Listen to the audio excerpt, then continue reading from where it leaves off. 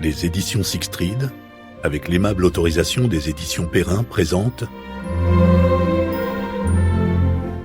Napoléon, d'Alain Castelot.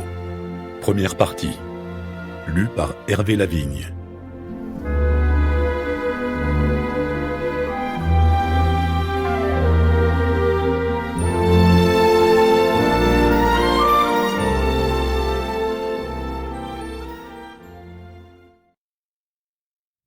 La couronne de fer.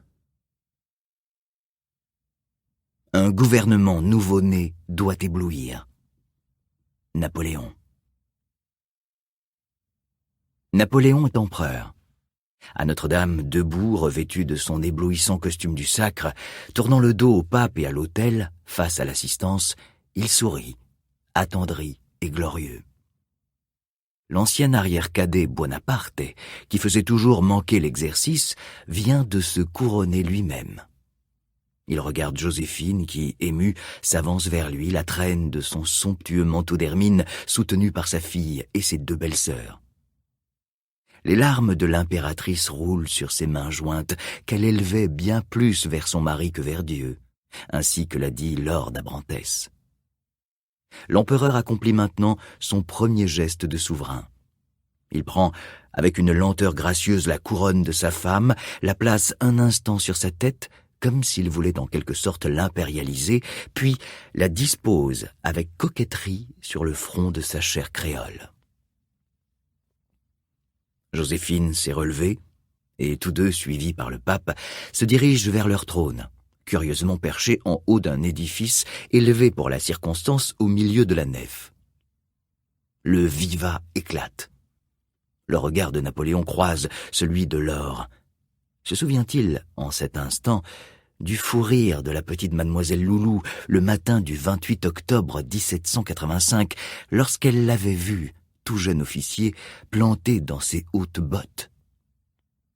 Le chaboté, comme elle l'avait surnommé alors en riant, et ce rire lui avait fait mal, le chaboté devenait, ce 2 décembre 1804, l'empereur des Français.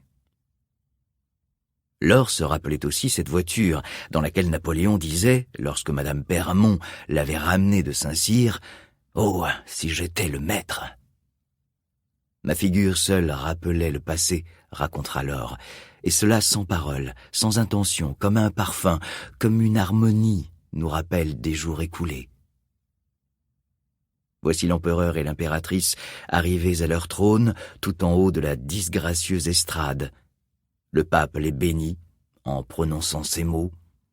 « Sur ce trône de l'Empire, que vous affermisse et que, dans son royaume éternel, vous fasse régner avec lui Jésus-Christ, roi des rois, seigneur des seigneurs, qui vit et règne avec Dieu le Père et le Saint-Esprit dans les siècles des siècles. »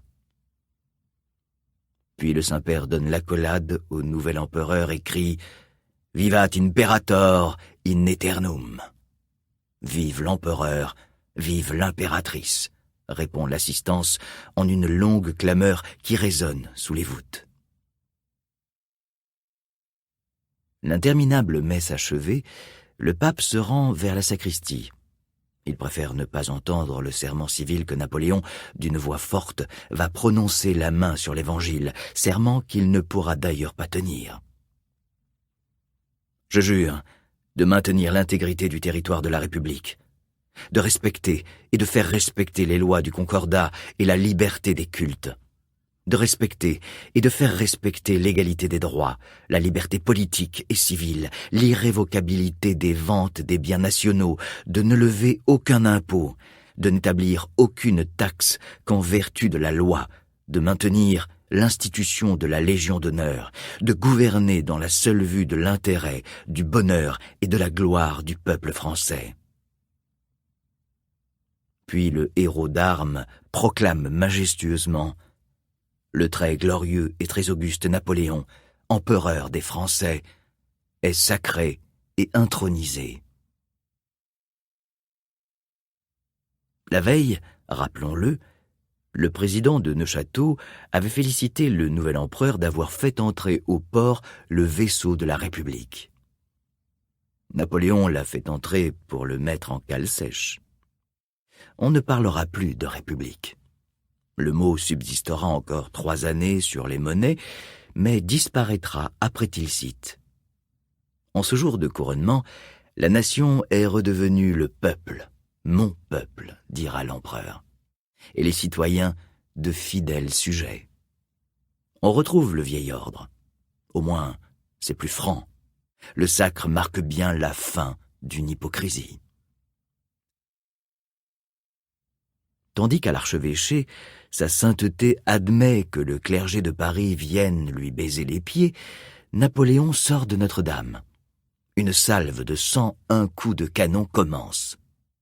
Mais Napoléon fronce les sourcils en entendant une musique militaire placée sur le parvis, interpréter un air à la mode que tout Paris fredonne alors. Jamais je ne t'ai vu comme ça faire des bamboches, jamais je ne t'ai vu comme ça faire des bamboches de ce goût-là. S'agit-il d'un malheureux hasard ou d'une mauvaise plaisanterie du chef de musique ? Quoi qu'il en soit, les Parisiens s'esclaffent. La nuit commence à tomber.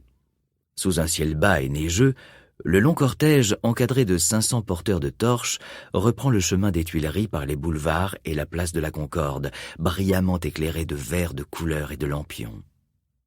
Comme à l'allée, des grappes de pages verts et or s'accrochent devant et derrière la voiture tirée par 8 chevaux Isabelle, une véritable chasse surchargée de branches d'olivier et de laurier, d'aigles, de palmes, d'armoiries, de couronnes, de figures allégoriques et d'abeilles.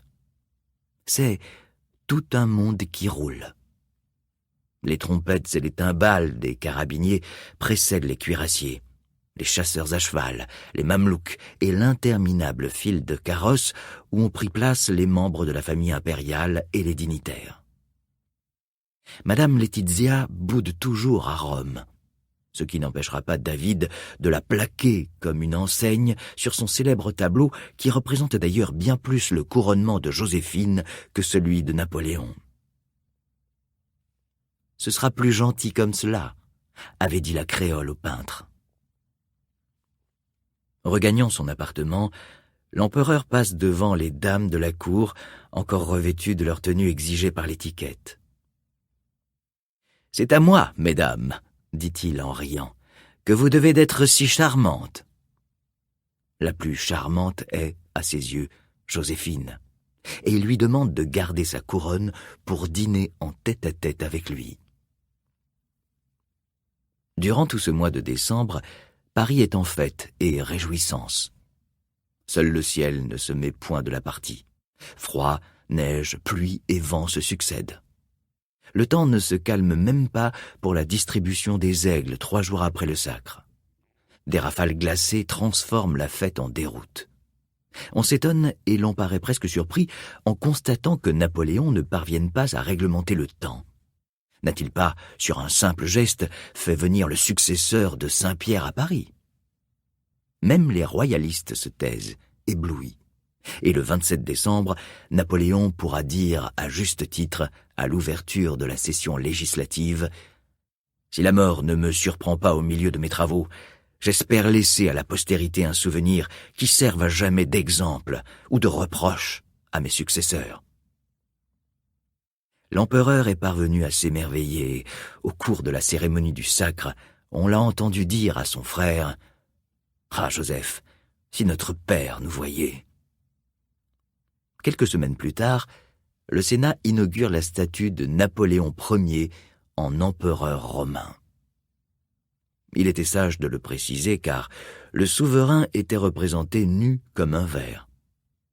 Le 26 septembre 1791, le président de l'Assemblée législative, estimant que Louis XVI était seulement le premier fonctionnaire de la nation, avait ordonné d'enlever de la salle des séances le trône désormais inutile.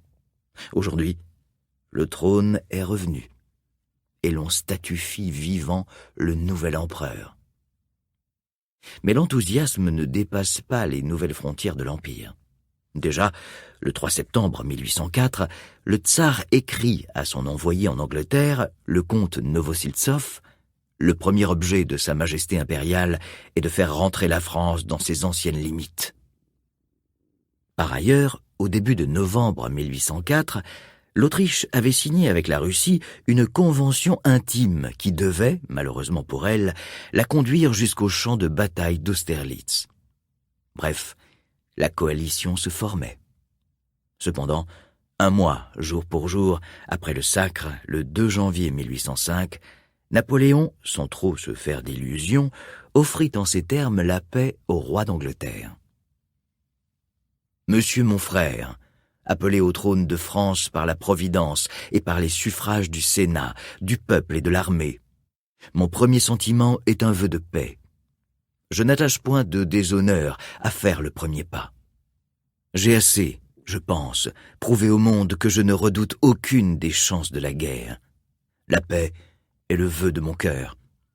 Mais la guerre n'a jamais été contraire à ma gloire. Je conjure votre majesté de ne pas se refuser au bonheur de donner elle-même la paix au monde. Le monde est assez grand pour que nos deux nations puissent y vivre. » On devine le ton vague de la réponse britannique. Tant que la Gaule boira le Rhin, tant que Napoléon possédera Anvers, ce pistolet braqué sur le cœur de l'Angleterre, monsieur mon frère refusera le bonheur de donner la paix au monde. D'autant plus que Napoléon s'apprêtait à partir pour Milan ceindre la couronne de fer d'Italie. Les Alliés tenaient là le prétexte qui allait cimenter leur future coalition.